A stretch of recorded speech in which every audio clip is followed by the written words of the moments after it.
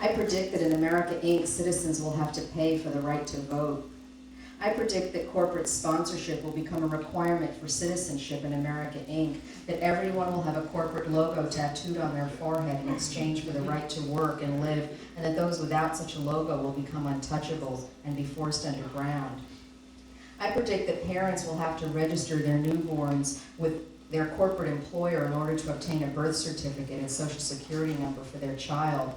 I predict that in exchange for citizenship in corporate America, each child will belong to its corporate sponsor, and that parents will then be seen as surrogate caregivers whose role it is to raise that child until the time comes to deliver it into the hands of its corporate sponsor. So it's always good to get, show businesses and corporate world that, the gay folks are, a buying power and a buying medium, and that it's good to be able to, look for them and make them as a, how can I say it, as, as players, I guess, on the business field, Commercialism is a horrible thing. Corporate culture is a disaster. Gay people want into these things that are just like hell. One's very being starts to become the brand, starts to become the object that spreads the message of what's to be bought and sold. And we're just, we're literally from the bottoms of our shoes to the tops of our heads covered in logos. We're instruments of a consumer culture. It's the opiate. I mean, it's the ultimate sort of, it's a bait and switch. We can't adopt kids. We don't have good, protection in the workplace. We can go on and on with the list of all the ways in which our civil rights are virtually minimal. And yet people sit around feeling self-satisfied when, Melissa Etheridge publishes a dumb book.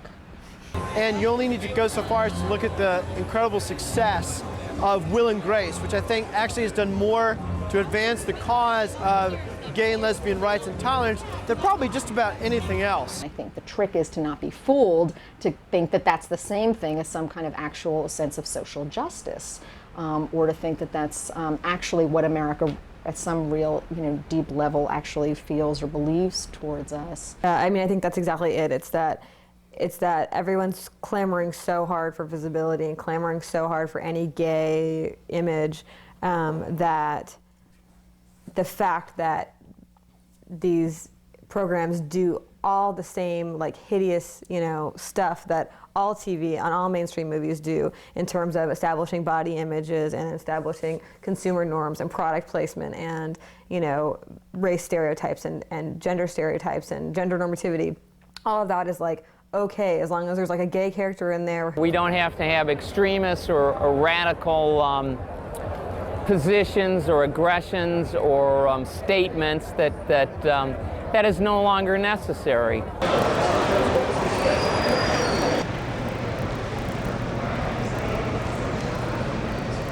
It's such a spending market. The high disposable income. Gays and lesbians are perceived to at least have more expendable income. It's a market that has a higher medium income than most average household. Well, they're the ones with expendable income. It's a big market. There's a lot of dollars in that population. It further fragments the queer community because from the very beginning, this idea of being part of a demographic that has disposable income is frankly not true. And as a matter of fact, most queers don't, and a lot of statistics show that particularly women, lesbians in particular, have the least amount of money and the least amount of clout economically. We'll accept, your gay endorsement on any terms. We don't care what else your politics are, and we don't care how else you're killing tons of people with your policies, as long as you're good on gay issues. These really are very tempting fruits. I mean, it does feel good to everyone. It's hard to not look at these things and feel a little bit of relief when we feel so deprived of access to the larger culture. Budweiser's had a long-standing commitment to the gay community.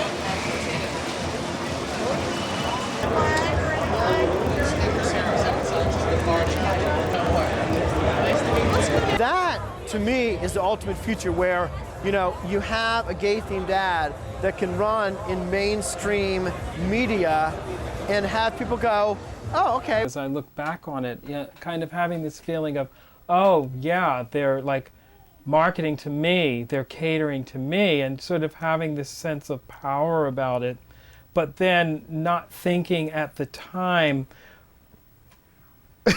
what kind of power that is, if being marketed to is really power.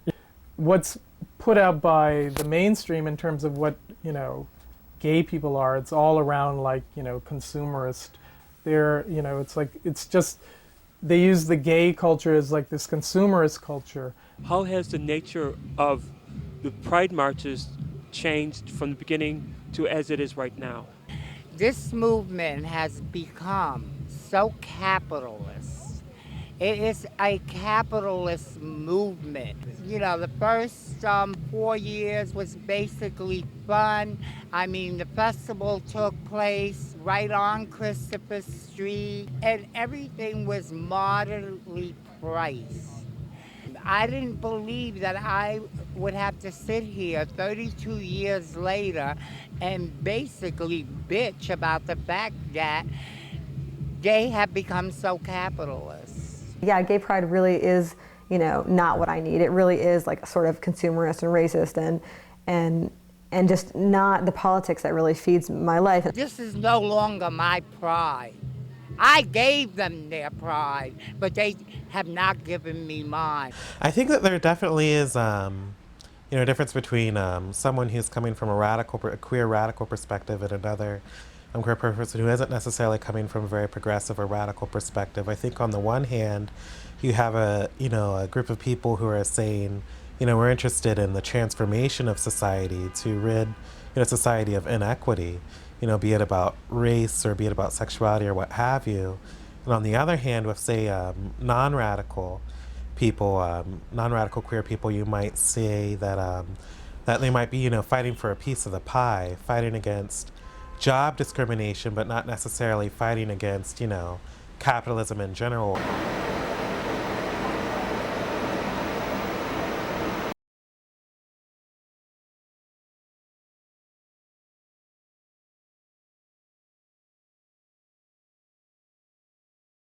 We started meeting, I believe the first meeting was in July, but I could be wrong.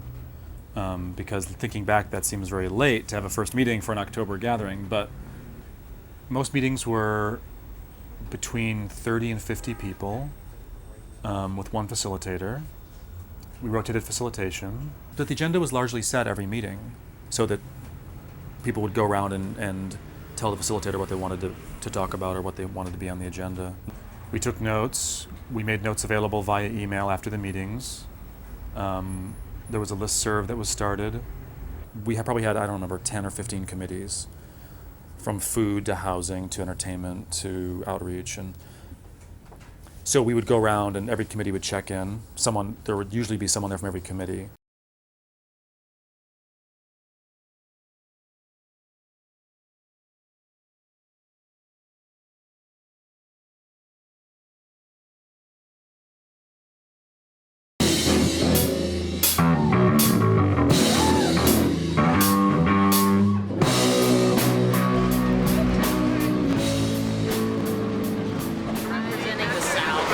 Did you drive in from Virginia? Yes. It took us like 10 hours.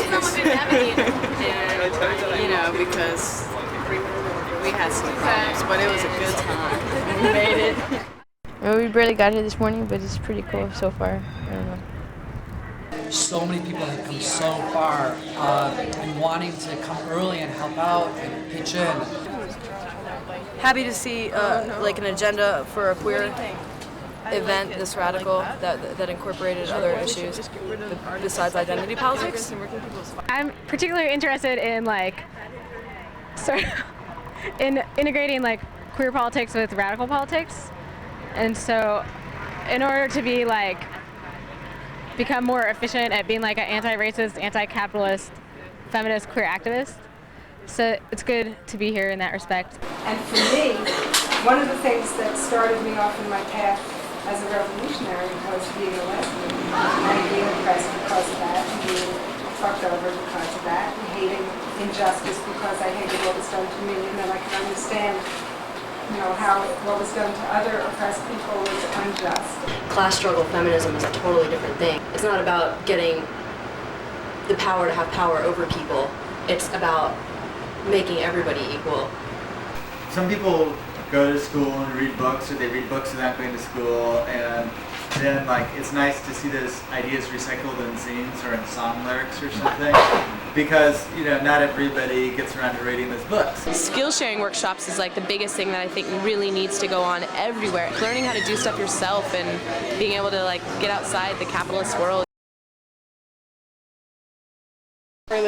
I think is a very important part.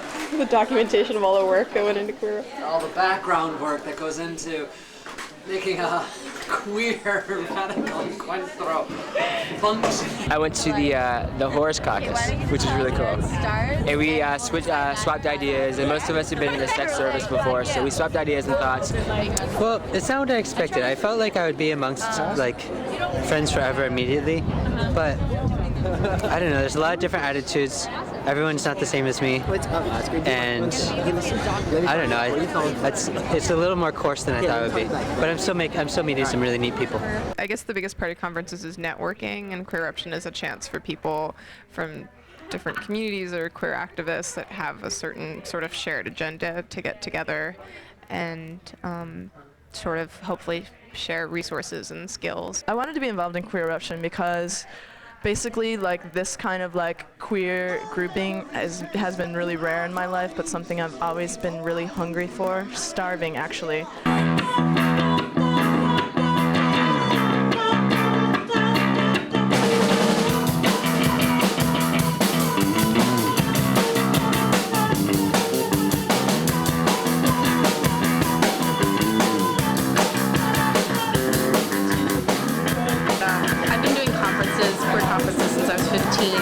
Doing workshops at most of them and being really involved, but it was very much a different kind of queer scene. It was like way more the like, we want to just mainstream, we all want to wear Gap, we all want to like just get in there and be like American. Because there's too much in queer culture, like this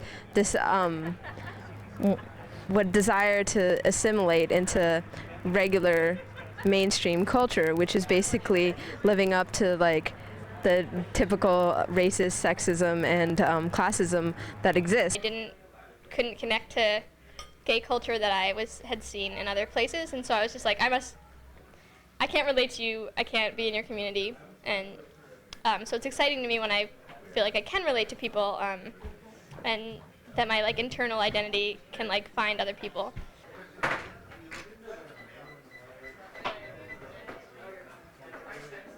Just because they're like girls that sleep with girls or like girls that date girls, that doesn't mean that they're like my people, because they're like fucking conservative and like middle class and all this shit, and I'm like, that it just means nothing to me. Like their concerns are not my concerns. This is the first time that I've ever felt that I actually have a community, that there are people who understand all the different political issues that I'm interested in. Being queer in Montana doesn't happen. It's not a way of life. Everything that I learned here, I would spread it out to the people there. Domestic violence workshop that they called yesterday on top of the roof was super awesome.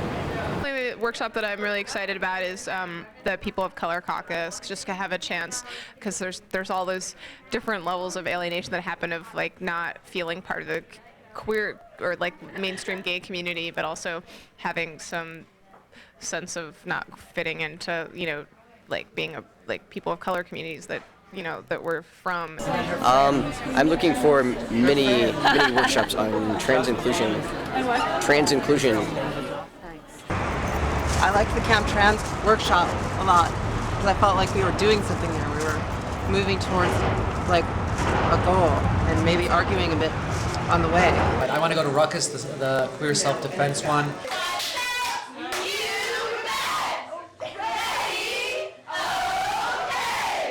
I never got to be a cheerleader because at my school, fat girls weren't allowed to be cheerleaders. But I like this because you get to say dirty things real loud. Yeah! Turtle beads for, you put them in to fill up your bicycle tire dildo, right? Yeah. The black stuff was the inner tube from a bike.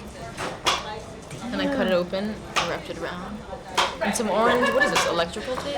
How long did it take you to make that? 20 minutes.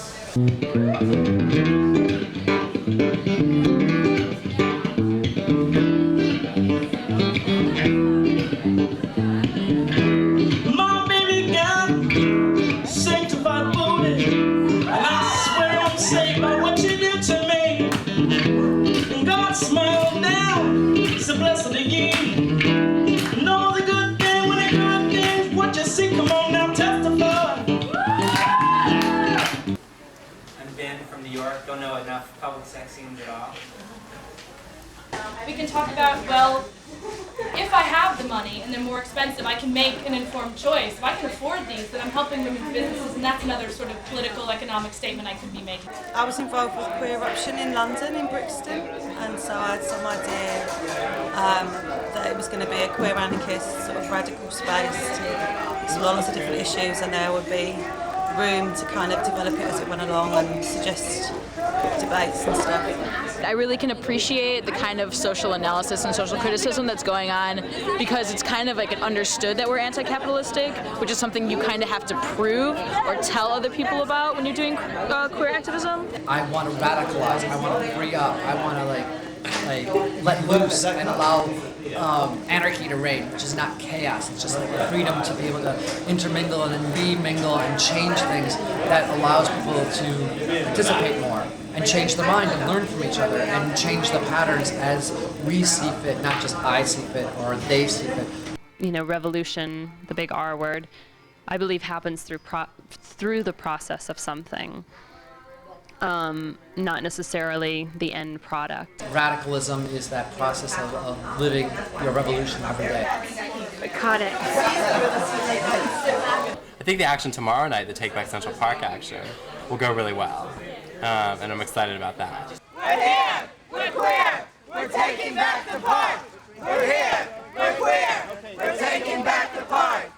What cops would say is that they're stopping illegal activities like cruising and like prostitution.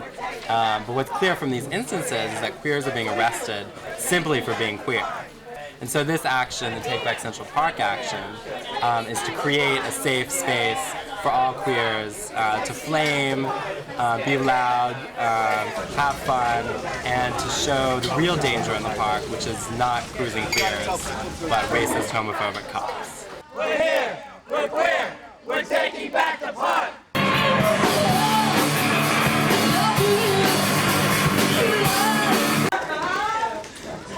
Okay, there you go.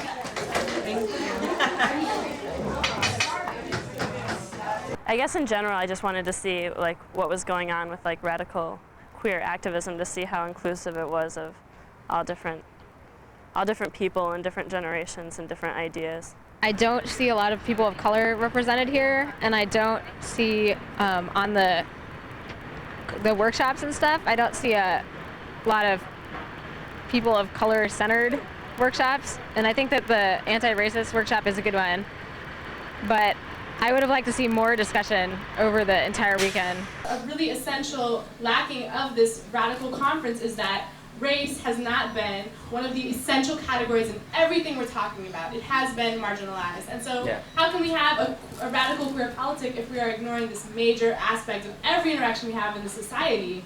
That's where it becomes bullshit, and that's where it becomes questionable, and that's what needs to be addressed on a very political, systematic level, not just on a personal, how you doing, what's up.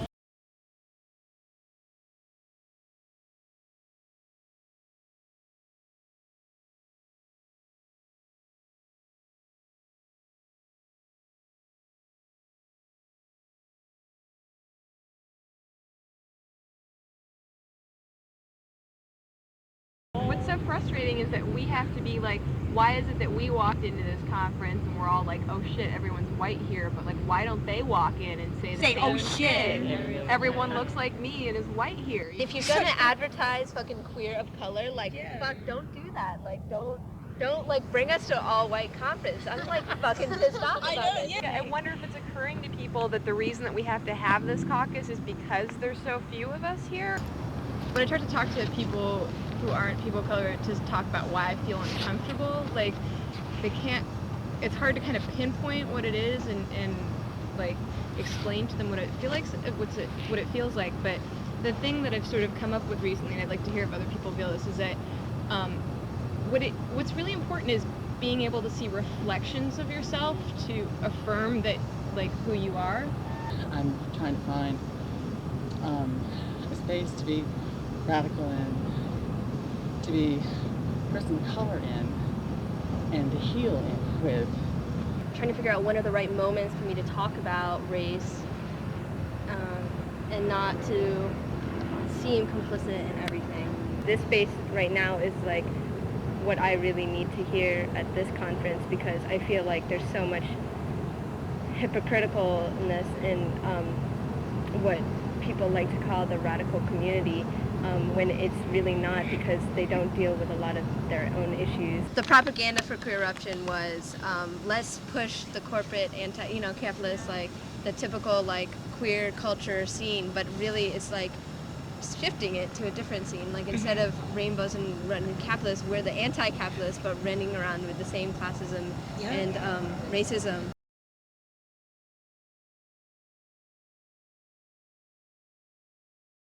If you don't have things that people of color want to talk about, and if you don't have organizers from the beginning who are people of color, then why the fuck would non-white people want to come to these things, and like, you're not like addressing any issues that we want to talk about. Well, I think that that's one of the issues, not having enough workshops on, people of color issues. I think, however, like the main problem is not incorporating the separate dynamics that would happen if color was involved. And everyone in this room is radically queer in that we all want to make a change. That's why we're all here. We're willing to do whatever it takes to address these issues, race issues, tranny issues. When the organizers when the organizers put together those flyers and they're sending out all these flyers, they were not discriminating to who was going to get these flyers. I want to be called on my homophobia because I am homophobic also. I want to be called on my racism because I am a racist. I want to be called on my sexism because I exhibit these behaviors. I'm working through shit. We all are. We are all in this process. This is a really big fucked up world. We are all coming here to begin to address it all. And for me, like, I don't care if those issues are raised again and again, because for me, Queeruption isn't about one weekend where people come, everything is fabulous and fine, and no, hang on, it's not a joke. The minute people walk into the door, everything is organized and perfect. Queeruption is a start. It's not about this weekend being perfect. It's about building something. It's about creating something.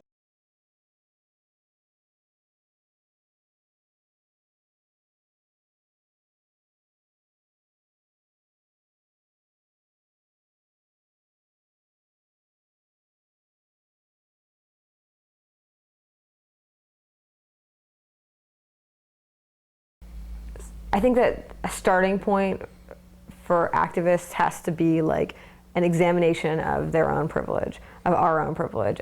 In terms of specific groups, that doesn't necessarily mean that, that white queer radicals are always going to get it concerning racism, because if you're part of a community that's so insular as to be separate from other people of color, or as to be separate from, say, queer activists of color, then you're also becoming separate from a wealth of experience and a wealth of knowledge about strategies to combat racism and about experiences involving racism.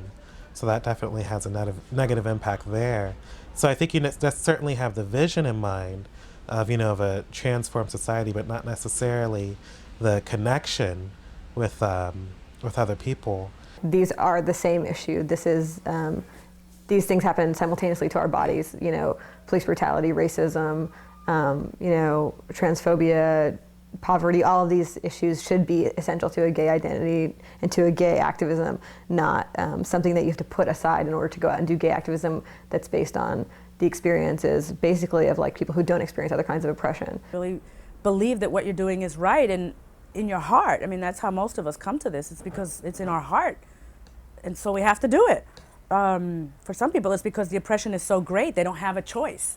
It's either change it or you die. So I think it's really about, you know, this relationship building and how we build these relationships, putting out our values, talking in proactive and pro-affirming ways, and really understanding that it's a process for people to change, that just as it took us a long time, it takes people a long time to change. Capitalism or racism or those kinds of things that I was raised on are part of what's in my head, and so sometimes I do act inappropriately, and I need to not be afraid to hear that when someone calls me out on it, and not be afraid to learn how to do something new that's uncomfortable, about unlearning something I've learned. How you break things down to people, how you make your ideas accessible to people, you have to be constantly asking yourself, you know.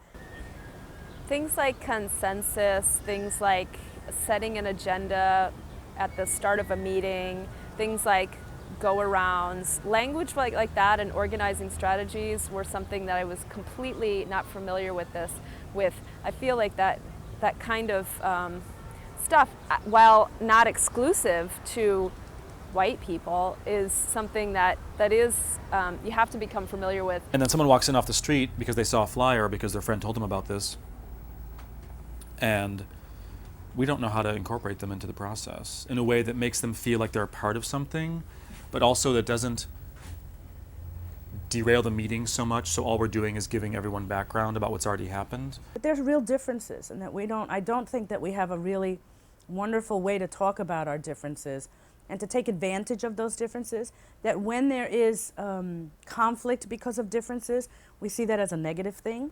And usually it manifests itself as a negative thing because we don't think in this society that conflict is actually a part of creativity and change, and that conflict is a harbinger of change. And even the negative stuff that happens only, to me, happens to teach us a lesson as to how to move more positively into the future that we want to create, that we actually are the architects of our future.